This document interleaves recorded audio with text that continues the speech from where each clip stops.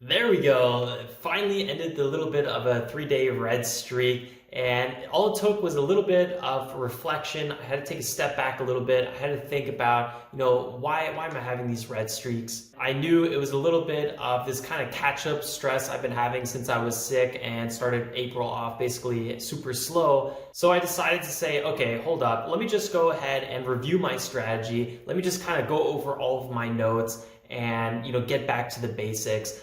Stop trying to maybe look for home run trades, or stop trying to mix up my dip buy support line bounce strategy with my gap and go strategy. I was kind of a little bit all over the place. So what I did was I made a little bit of a checklist, and today I kind of tried it out during the live stream. So while we were looking at the stocks pre-market, while we were going through the different lead gappers, I was like, is this trending upwards? Is it holding the highs at least 25% from the pre-market highs? Does it have a catalyst? Kind of going through all the very obvious basic things. Nothing really was new or different, but I had to get a little bit more grounded. So I think this checklist helped a little bit with that. What I'm going to actually do is publish this checklist. It probably won't be available yet for this video since I got to put it in PDF and whatnot, but it will be available in the next, I don't know, maybe 48 hours in the link below all of my videos. So TradeJournal.co/connect. All the important links are always there, so you guys can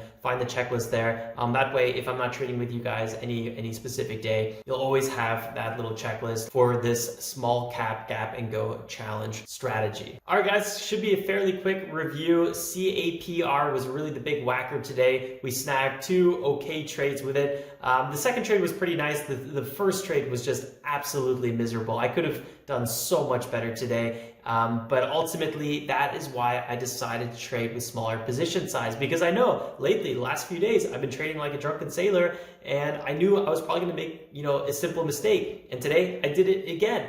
Price was, we'll show you in the charts in a little bit, but basically, we had a big sell-off. We had a nice little bounce. I was up like 8%, didn't take my profits. All of a sudden, I was negative again. Luckily, the price came back up. I was able to close for a small profit, but it was just like, what am I doing?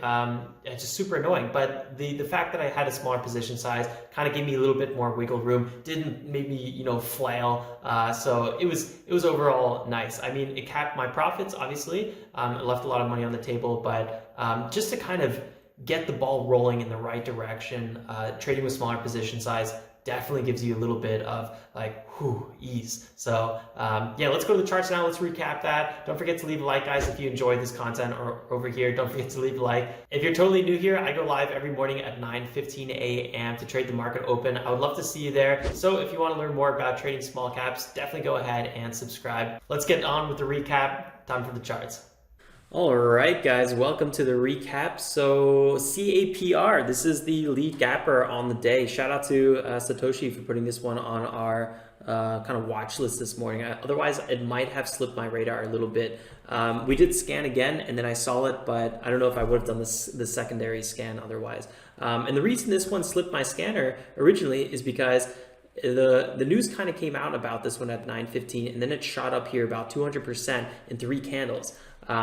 I run my scanner at about 8:35, so somewhere in this area. So we missed this one. I'm going to definitely get a little bit more vigilant and run the scanners make them more consistently. So next time I'm going to go here, have this kind of scanner ready to go, personalized pre-market. Remember, if you guys want access to this scanner, it's totally free. There's a link to the video description below, in the video description below, where I review the scanner and show you how to set it up. Wait, did I just click on the right thing? Let's see, this load scan query, personal pre-market. This usually shouldn't come up with anything right now. Oh, it's because I didn't say scan, so no matching symbols. And what I actually want to go ahead and do is change this from 4 right at the pre-market. So I'm going to leave it probably at, I don't know, maybe I'll make it like, I don't know, 5 or something, or maybe 6. But I'm going to go ahead and say save scan query. But right before the market opens, I want to actually make this about 20%, because then I really only see the biggest movers. Sometimes I like to, put it to 4 or 5 or 6 or something like that, because then I'll see other stocks moving, like AMC, for example, which was a really, really nice swing trade. And I identified this swing trade a few days ago because, it was gapping up 5% from the lows. I think it was, I don't know, it was way back here sometime. It was right around here at, no, it was even here. Let me just quickly switch this account. So this one popped up on the scanner originally because we had this nice little move to the upside. This was a pre-market move, and I actually bought it on the pullback. Otherwise, I would have not seen this one. And I decided to make this one a bit more of a swing trade. This was a really, really nice trade, over 150% profit. And then today we sold on a big spike to the upside. This was actually a pre-set limit order. So this trade was very hands-off. I almost had to do no trading on it.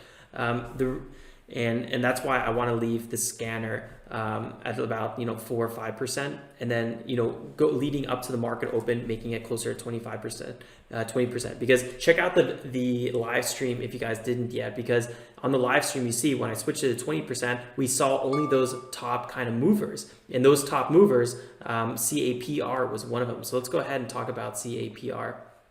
Active trader. It actually looks like it's pulling back here just a little bit again. This is looking pretty interesting. I was actually saying if it goes closer to if it breaks 6 and we see $6 hold a little bit, or like 580, I would probably actually go long this one for a little bottom bounce trade. It is past 11 o'clock, so I have to be more cautious, but I am using a smaller position size, so I would allow myself something like that. Let's go ahead and place this here, see if we break 6. So yeah, again, if we break 6, maybe we'll get a little live trade here, but look at that tiny position size, under $1,000. So yeah. Yeah, CAPR, let's quickly review this for a second. These guys came out with news right in the morning. Here you can see it, 100% survival rate coronavirus patients treated. You can dive into this a lot more your own time. I think that there wasn't even that many patients though. But whatever, it was enough to make the stock run up 200% in 3 minutes. And that's also because the shares outstanding is only 12 million. That's a really nice amount of shares outstanding. I'm not sure what their float is, but I'm sure it's, around 10 million or something like that. Market cap 77 million after a big day today. And check out the dollar volume though on this one, $460 volume. That's insane. That's what we really, really like to see. Yeah, this was beautiful. Let me quickly go ahead and switch back to my cash account so we can look at the trades that we made today. And so the first trade we made, this thing started selling off kind of aggressively. I felt like it was a little bit too aggressive, and we were at this whole $4 support area. I went ahead and made this trade. I was actually up like 8% at one point. You can see it in the stream, but I didn't take my profits. I'm not really sure why. I wanted to see a little bit break of 5.5. And then sell into the 5.6s. That's where I had my limit order to sell. We didn't really get that, and we continued moving down here. At one point, I was getting close. I was actually like past my max stop loss. I decided to hold a little bit longer because I was using smaller position size, and it really, and I knew right here we had large 5-minute support and resistance zone. So I knew that this is going to be a potential reversal area. Luckily, I did hold, and luckily, I was right this time. I mean, this was pretty risky, and that's why in the beginning of today, I was like, you know what, I'm on a red streak. I've been trading very sloppy lately. This was also a very sloppy trade. I could have take 8% and moved on. But if I had larger position size, I probably would have made a mistake here, and I don't know, not necessarily a mistake, but I probably would have closed my position size here. I definitely got out way too early on this bounce because my kind of trading thesis was failed. I wish I took profits quicker here, and then I bought again here, and then I wrote this one up. This one could have been beautiful, beautiful trade. But taking small position size allowed me to make a little bit more mistakes, gave me a little bit more wiggle room, and it also allowed me to have the option to trade more. Right now we're in a cash account where I could only trade so much every day. So right now I could trade 3 times per day. And then just alternating $3,000 a day with our cash account. So that allowed me to, be a little bit more flexible. And what I like about CAPR is the fact that once this started trending up and we were starting to make moves higher, I was getting aggressive because I knew this was our the lead stock on the day. I knew there was a lot of people looking at this. And my second trade I actually liked a lot. This was really nice. So we had let's talk about this for a second. We have a nice 5-minute breakout right here. We have a 1-minute pullback. We're having a second 1-minute pullback. I didn't get aggressive on this one because I thought maybe there's going to be a big flash crash or something like that. But then we started making moves higher, and as we were breaking the high of this candle, it was showing signs of reversal. So I went ahead and entered at 5.8, and then we had this nice little move higher, and I got almost a perfect exit there. So about like a 6% profit. This was again a really clean trade. Yes, I left a lot of money on the table today, especially because I was using smaller position size, but honestly, I just had to get out of this little funk I'm in. And sometimes trading is not about, making a lot of money today. It's just about risk management. How can I make sure I don't blow up my account or something like that? And if you just trade long enough, eventually you will make a lot of money. Just because you're growing account size, it's percentage based, and once you're trading with $10,000 position sizes, then you're making a lot more money. So how can I get there as safe as possible without making some large mistakes? And that's today kind of a bit more what I focused on by reducing my risk exposure, by reducing the position size. Really quickly, I want to talk about CMRX because this one had a really nice breakout, and I'm still kind of kicking myself about this one. CMRX was one of our lead gappers. It's gapping up 50%, 50 million float, so kind of on the high side. US biotech with a catalyst.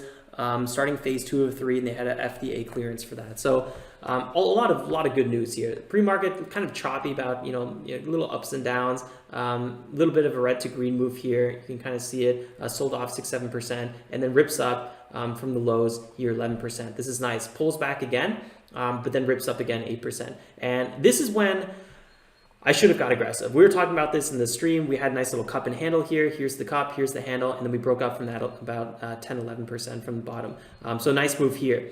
Missed that move, and I was like, oh man, come on. Like, this was such an obvious move. And then we had another pullback here, and I told myself, if we see 2.06 hold, I'm gonna get long on this one. I didn't. I don't know. I have no idea why I didn't do that. I was kind of distracted with CAPR.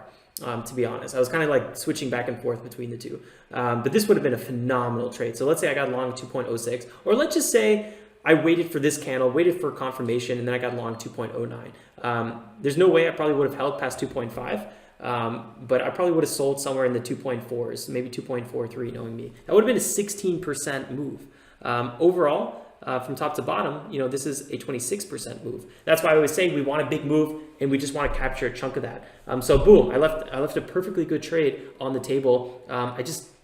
I don't know why. I honestly don't know why I didn't trade this one. I think I'm still like in my little kind of weird mood, and yeah, that's really been messing me up hard. So yeah, CAPR and CMRX were just really, really nice stocks to trade today.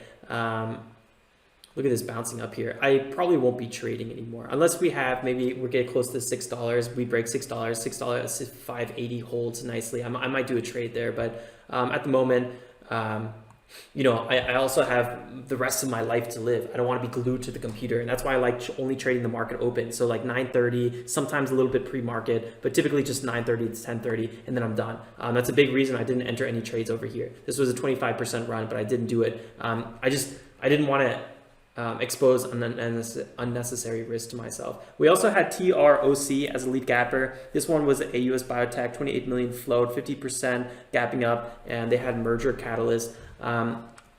Think about this one though, pre-market. Check this out. This is selling off. Actually not too bad, 17%, but it's trading under VWAP, and I didn't want to give it really much attention. Pulled it back 8%. It wasn't moving too much. So a lot of times you guys are probably wondering, like, Alex, you said TORC was a top gapper. Why did you not trade it today?